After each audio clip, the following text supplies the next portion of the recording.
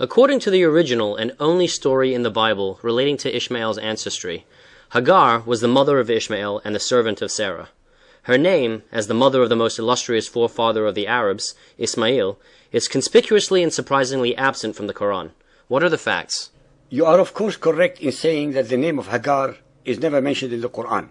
But this should not be a surprise to anyone who has studied it or listened to our series. After all, the following extremely important names are also absent from the all-knowing Quran: Mecca, Medina, Jerusalem, Sarah, the wife of Abraham, and Eve, the mother of humanity.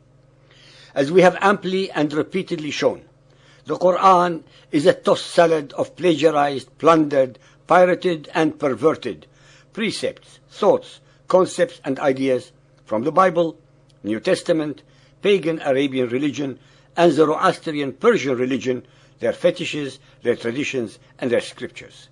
Muhammad in his Quran conveniently and mendaciously Islamized all of them, pretending they are novel and newly created concepts and revelations.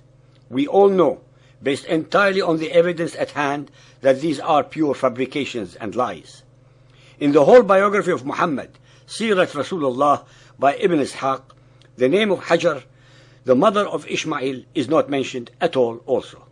In fact, the name Hagar, Hajar, appears only once in the interpretation section of the Quran by Abdullah Yusuf Ali to explain Al-Baqarah 2.158, note 160. According to imaginary and falsified Arab traditions, Hagar and Ishmael, in this case as a baby and accompanied in their exile by Abraham, had their thirst quenched at the well of Zamzam near Mecca, almost 1,000 desert miles away from Beersheba in Canaan. According to the Torah, which is after all the original and only source of the story, Hagar and Ishmael found water near Beersheba and not in the desolation of Arabia near Mecca. The alleged Arab traditions, which are of course totally unfounded, unsubstantiated, and contrary to the historical and archaeological records, Canaan and Mount Sinai too are in Arabia. Let us now recite the original and only source in the Bible. Chapter 16, Genesis 1. Now Sarai, Abram's wife, bore him no children, and she had a maidservant, an Egyptian, whose name was Hagar. And Sarai said to Abram, Behold now, the Lord has prevented me from bearing. I beg you, go in to my maid. It may be that I may obtain children by her. And Abram listened to the voice of Sarai. And Sarai, Abram's wife, took Hagar, her maid, the Egyptian, after Abram had lived 10 years in the land of Canaan, and gave her to her husband Abram to be his wife. And he went in to Hagar, and she conceived. And when she saw that she had conceived, her mistress was despised in her eyes. Abram said to her, Sarai, Behold, your maid is in your hand. Do to her as it pleases you. And when Sarai dealt harshly with her, she, Hagar, fled from her face. And the angel of the Lord found her by a fountain of water in the wilderness, by the fountain in the way to Shur. And he said, Hagar, Sarai's maid, where did you come from? And where will you go? And she said, I flee from the face of my mistress Sarai. And the angel of the Lord said to her, Return to your mistress and submit yourself under her hands. And the angel of the Lord said to her, Behold, you are with child, and shall bear a son, and shall call his name Ishmael, because the Lord has heard your affliction. And he will be a wild man. His hand will be against every man, and every man's hand against him.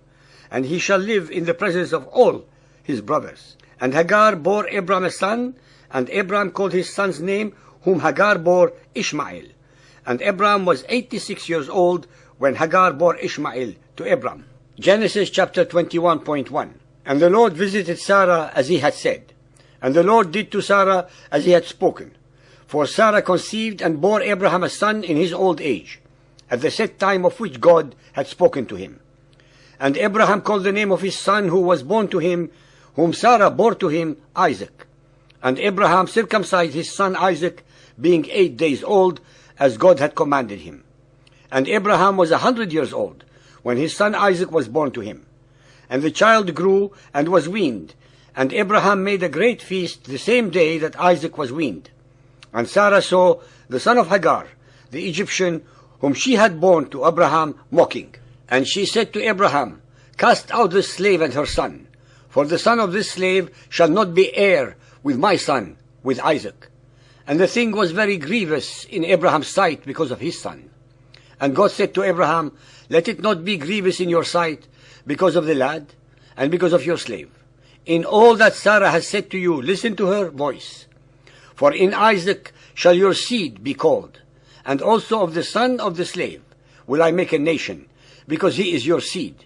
And Abraham rose up early in the morning, and took bread and a bottle of water, and gave it to Hagar, putting it on her shoulder and the child, and sent her away.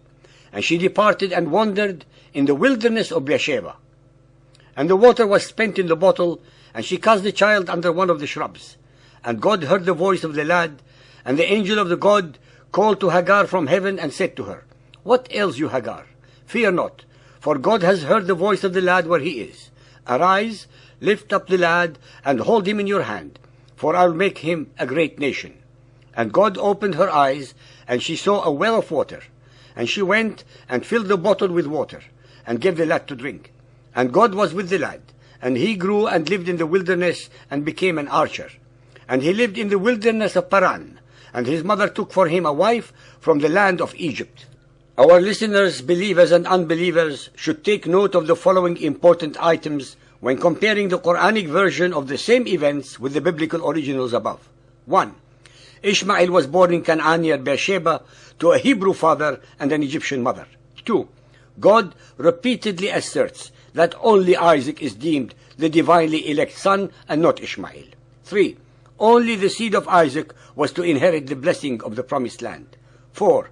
Ishmael was a teenager of over 14 years of age when he and his mother were sent away from Abraham's tribe, and not the baby that the Quran asserts he was. 5. Ishmael and his mother Hagar resided thereafter in the wilderness of Paran, in southern Canaan, and never in the Arabian Peninsula near the Kaaba or Mecca. 6. Neither the Kaaba nor Mecca nor Allah are ever mentioned in the Bible. It stands to reason that if the God of the pagan Arabs, Allah, was the same as the God of Israel, he would have at the very least mentioned their name somewhere in his Torah. 7. Abraham never visited the Kaaba nor Mecca in the biblical narrative. 8. Abraham, Ishmael, and Isaac had no knowledge of a God called Allah. 9. Abraham, Hagar, and the baby Ishmael never went to the Kaaba or to Mecca according to the original and only biblical story. 10.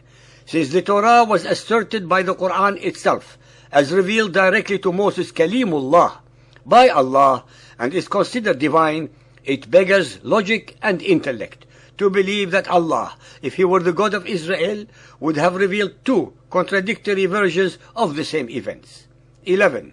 If Ishmael were elect of Allah instead of Isaac, why were all the prophets of the Bible from the seed of Isaac and none from Ishmael's seed?